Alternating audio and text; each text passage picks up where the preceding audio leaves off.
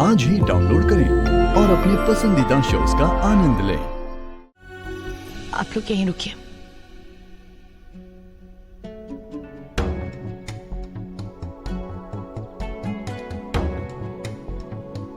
ज्योति, थक गए होगे ना?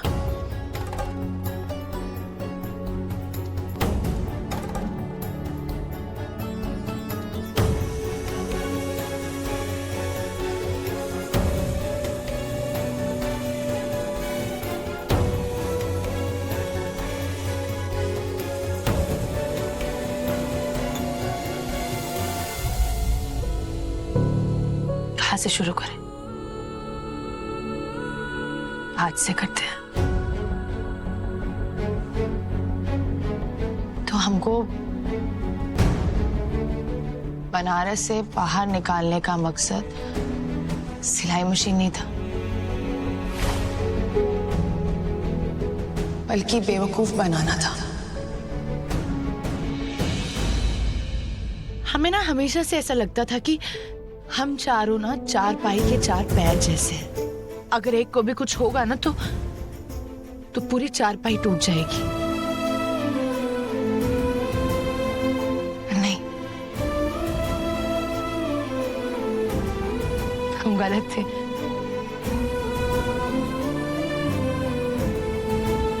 आज पता चला कि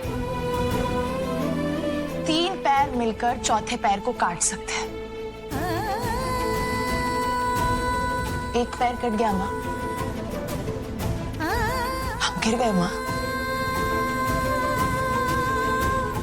दीदी, माँ, दी, आप ठीक हो? माँ, दीदी, सब ठीक है ना? क्या हुआ है वहाँ पर? धोखा।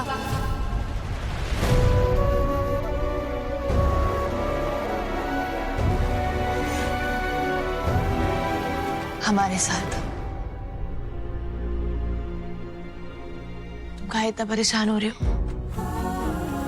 तुम अभी बच्ची हो, छोटे हो, तुम्हें समझ नहीं है। अभी तो तुमको बहुत कुछ सीखना है, जैसे झूठ कैसे बोले, अपनों से बातें कैसे छुपाए। लेकिन फिर भी किसी को पता नहीं लगने देना है कि अंदर से हम कितने परेशान हैं, कितनी तकलीफ में हैं। दीदी, मुझे कुछ समझ नहीं आ रहा, मैं बहुत टेंशन हो रही है। आप प्लीज बताओ ना। हमसे कहा है पूछ रही हो? हम तो थे ही नहीं ना। हम वो बस पे गए थे, माँ ने भेजा था, जरूरी काम, सिलाई मशीन। उनसे पूछो जो होकर आए हैं पंचायत से।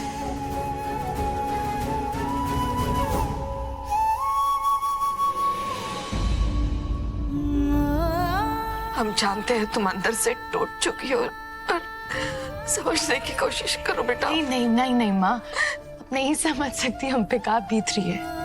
अगर समझती तो हमसे ये बातें नहीं छुपाती। हमारे पास कोई चारा नहीं था बेटा।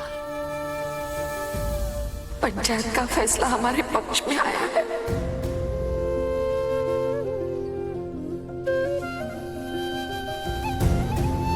हमारे पक्ष में है?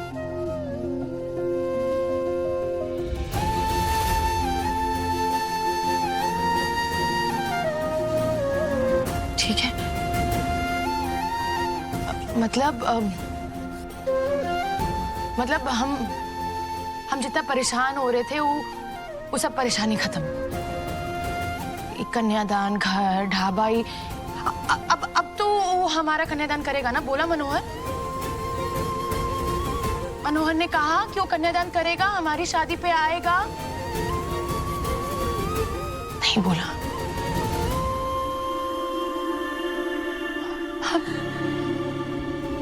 हमें कुछ समझ नहीं आ रहा है।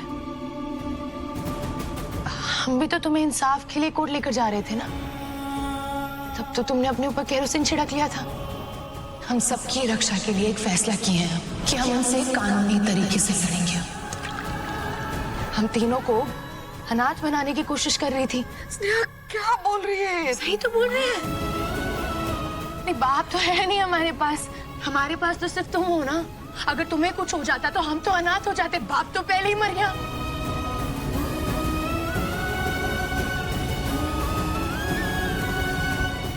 रही बात पंचायत की, तो ये वही पंचायत है ना माँ, जिसने 18 साल पहले एक फैसला लिया था, जिसकी वजह से आज हम यहाँ पे खड़े हैं।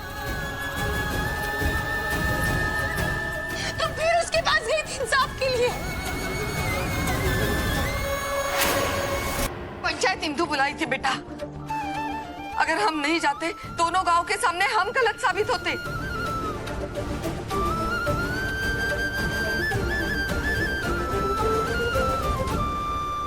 और अब भागी भागी चली गई अपने सर की छत को दांव पे लगाने। बेटा हम नहीं जाते ना, तो दोनों गांव के सामने हम गलत साबित हो जाते। और हमने कोनो गलती की नहीं थी, तो हम काहे डरे? बस तुमको इसीलिए नहीं बताया ताकि तुम हमको जाने नहीं देती थी।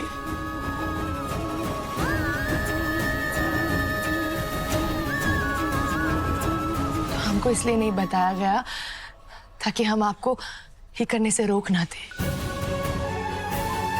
बचपन से कहाँ सिखाई तुम हमको? कुछ भी हो जाए झूठ नहीं बोलना। और काकी दोनों ने मिलकर प्लान बनाया कि हम स्नेहा को बताते ही नहीं, चाहे पंचायत का जो भी फैसला हो, लेकिन स्नेहा को कुछ नहीं पता चलना चाहिए।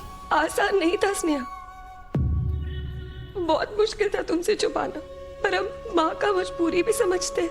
इसलिए जब छोटी को पता चला तो हम ही मना किए तुम्हें ना बताए।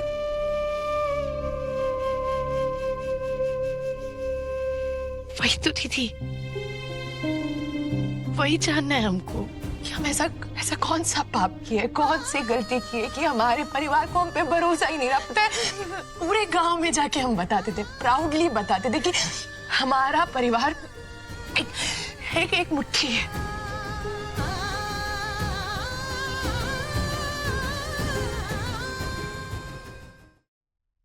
दीदी हमें माफ कर दो। हम आप तीनों से ना माफी मांगना चाहते हैं। हमें माफ कर दो। हमसे जो भी गलती हुई है, जो भूल चुकी है, उसे माफ कर दो। और हमें हमारी गलती बताओ माँ। माँ हमें गलती बताओ। हम सुधरना चाहते हैं, अपनी गलती सुधारना चाहते हैं, इस घर का हिस्सा बनना चाहते हैं। हम चाहते हैं। बच्चा ऐसा मत बोलो, तुम हमारे घर के नहीं हो बच्चा। पहली बार हमारी सहाना दी ने हमसे कुछ मांगा था, सिलाई मशीन। चाहते तो हम मना कर सकते थे कि नहीं दीदी हमें पढ़ना है, लेकिन हमने सोचा नहीं, हमारी दीदी पहली बार कुछ मांगी, हम मना कैसे करें? माँ ने कहा कि सेकेंड हैंड दिला दे। हमने कहा नहीं, हमारी सहाना दी ने कुछ मांगा है, सेकेंड हैंड नहीं देंगी, सरप्राइज देने वाले थे।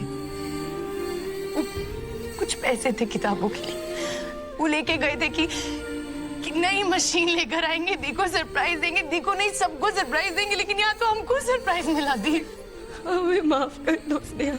मैं उम्मीद नहीं थी कि आप झूठ बोलेंगे हमसे। इसकी कोई गलती नहीं है। हम जानते हैं इस वक्त तुम बहुत दुखी हो, लेकिन इसकी सारी जिम्मेदारी हमारी है। हमने सहाना को बोला था कि तुमको कुछ भी नहीं बताना। हमने बोला था। कुछ भी मतलब? और काका झूठ बोले हो हमसे?